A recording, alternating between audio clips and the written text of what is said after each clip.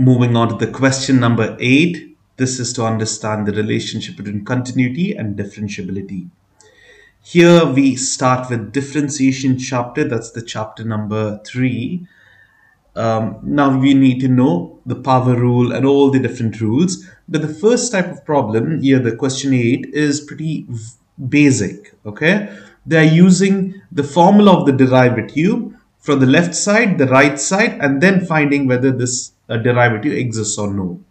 Now basically the concept is of limits. See, when it's less than 0, you need to find the derivative over here. Greater than 0, find the derivative. If they are equal, then yes, it exists. Otherwise, no, it does not exist. Now this is not limits exactly. You need to do derivative. That is, say, imagine you have x squared plus 2x. The derivative of this would be 2x plus 2. Power rule. Okay. Don't take 0.00. No, this is not the thing now.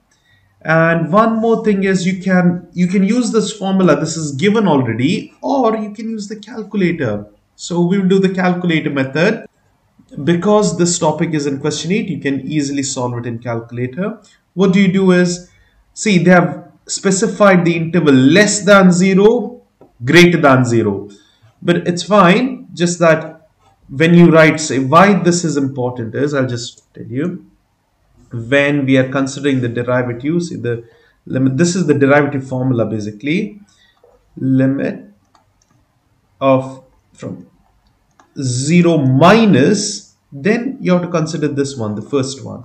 When it is 0 plus, it's the second one. Just do it for both and then check whether the derivatives are equal or no. So I'll use this derivative symbol, this one over here, and type this out. 2 alpha x plus 1. Sorry, I've used the integral symbol, my bad. It's shift and this symbol over here now. 2 alpha x plus 1, and x is equal to 0. Just press equal to. The answer is 2. This is the left side. You can see the derivative from the left side, f of 0. See, this d minus means, sorry, I told limits. Sorry, I should have written this one. It's d minus means from the left side, d plus from the right side. Derivative from the positive side, derived from the negative side. So this is basically we are finding differentiability. Now here, just change this to 3x. What is the answer? 3. Are they equal? No, the one-sided limits do not agree. So derivative at this particular point does not exist. It's not differentiable.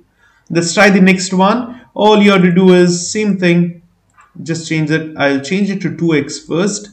I'll find the positive d plus first. It's 2. And what about 0? 0 is 0, right? It does not exist over here also, okay? Because 0 and 2 does not match up. Now, what about these? Now, if you remember derivation, you will understand when you substitute 0, because there is no plus or minus, it will be 0 and 0, both the cases, okay? At the point 0, they are both 0, and even over here, it's 0. So it exists, okay? This is the thing. And now same thing over here, just do it in the calculator, you will get the answer directly. Very straightforward and easy problems. 2x at 0 is 2. Now the other one will also be 2 because x squared will be 0, right, when you substitute 0. So the answer should be 2 itself. It exists over here. So 2 and 2. Now, okay, this is the last problem, but the last problem is a bit different. What can you see over here is for f of x, this is given, but the second part is ax plus b, and they told find all real numbers for a and b such that the derivative exists. So derivative exists means if I solve this and this, I should get what? Equal answer. So let's do the first part over here. I already done it. The answer is 2 here, isn't it?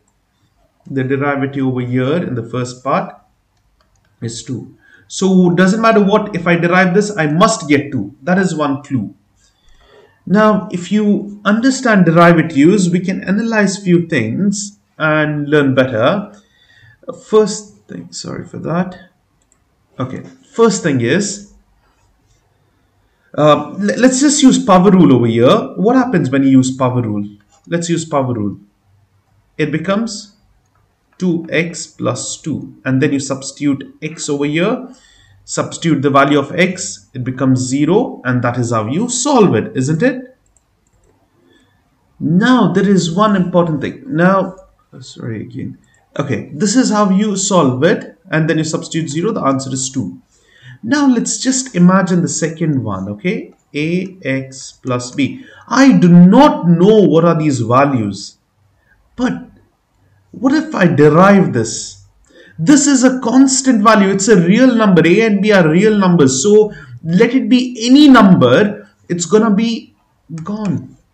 What is remaining? A, x. Sorry, only a remains. Isn't it?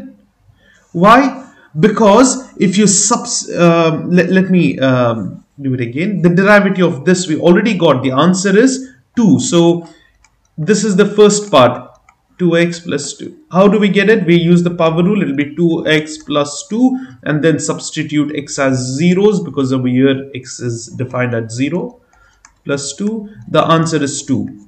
So now they have told the derivative of at 0 exists. That means now use the second one, ax plus b. We can't use the calculator. You do not need to know the long method. I'll just show you the long method. This is a little bit confusing. You don't need to do that. I'm telling you a shortcut, but not exactly calculator because over here a and b is not given. Just derive this. Okay, I will derive it.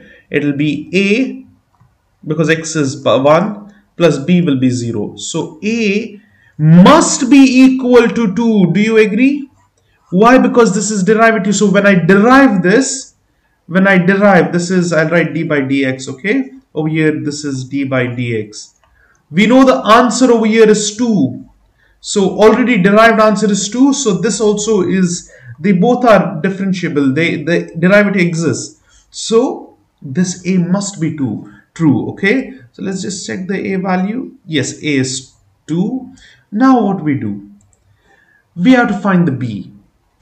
Now here b is a constant, so it's basically you can consider it to be 0. Now think for a while, because you can also see over here this is 2x. Now this, how can you equate it? It can be 0 value, right? So that's x is variable, yes, but when it's 0 it would be kind of balanced, so that is one way to solve it up. Or basically find one derivative and then equate it, and then you will easily find this, and then the other one, so it can't be any other value. If it's any other value, it won't be balanced, so it must be 0. Otherwise you can use the formula. Over here they have used the formula, but ultimately you will get the same answer. It's just that the formula is the derivative formula without the power rule and everything.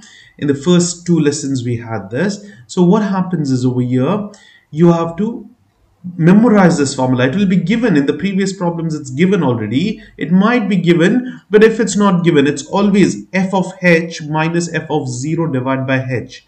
Now what happens is, instead of this given thing, you write in terms of h, and then instead of second part, instead of x you put 0. That's how you do it. Just substitute 0 and solve. You substitute h and solve. So then you just substitute and solve it. But if you do the calculator method for all these problems, it's very, very straightforward. Even for this, you can just apply the calculator method and directly solve it up. So that's how we solve this particular problems. And mainly remember, from here on, when they ask differentiability, don't use limits. Now if you're going to think, oh, I would use calc and 0.00, no, it's not going to work. You can try, it would be an error. So make sure you use the differentiability here. That's it for this lesson. See you in the next question.